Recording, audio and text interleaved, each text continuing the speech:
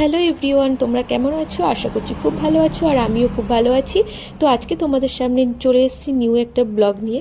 তো দেখো, ফার্স্ট স্টার্টিংয়েই আমরা ডালা সাজাচ্ছিলাম। আমাদের এখানে আজকে যেহেতু পুজো, তো ডালা সাজিয়ে আমরা সবাই রেডি হয়ে বাইরে বেরিয়ে এসেছি পুজো দিতে যাব বলে। দেখো, আমি, আমার বোনের বাচ্চা কাচ্চা, আমার বাচ্চা, সবাই মিলে রওনা দিচ্ছি মন্দিরের উদ্দেশ্যে।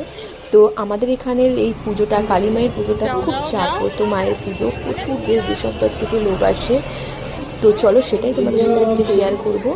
তো আমি রাস্তা পেরিয়ে চলে এসেছি, আমার বোন এখনও পার হতে পারিনি, যেহেতু প্রচুর ভিড়, তেমন গাড়ির চাপ। তো আমি পিছনের দিকে তাকাচ্ছিলাম যে বোন আসছে কিনা। তো ও আসার পরে আমরা আস্তে আস্তে মন্দিরের দিকে যাচ্ছি। তো দেখো, মন্দিরটা আজকে কতটা সুন্দরভাবে সাজিয়ে তুলেছে। যারা যারা এই ব্লগটা দেখবে, প্লিজ কমেন্টে একটা করে, ভিডিওটা দেখার পরে একটা করে কমেন্ট করে যেও, কারণ বহুদিন আমি ব্লগ দেওয়া বন্ধ করে দিয়েছি। আজ ফার্স্ট টাইম এই চ্যানেলে ব্লগ দিলাম। তো তোমরা যদি একটু কমেন্ট করে জানাও ভালো হয়েছে কি খারাপ হয়েছে, তো আমার বুঝতে সুবিধা হবে। তাহলে আরও ভালো ভালো ভিডিও আনবো তোমাদের জন্য।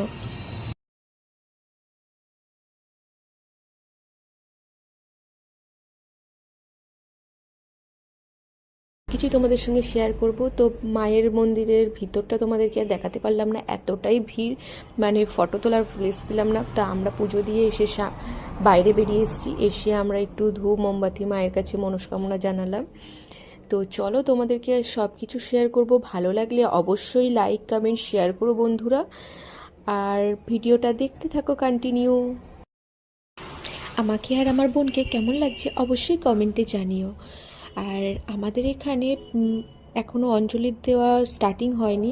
তো আমরা পুষ্পাঞ্জলি দেব, খুব মজা করব, সবাই মিলে আনন্দ করব। আজকে আমাদের বাড়িতে অনেক আত্মীয় স্বজন আসবে।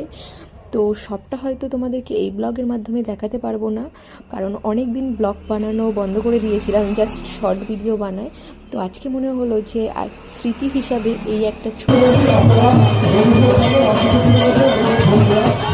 তোমাদের কেমন লাগছে অবশ্যই কিন্তু কমেন্টে জানাও। তোমাদের যদি ভালো লাগে, তোমাদের যদি ভালোবাসে,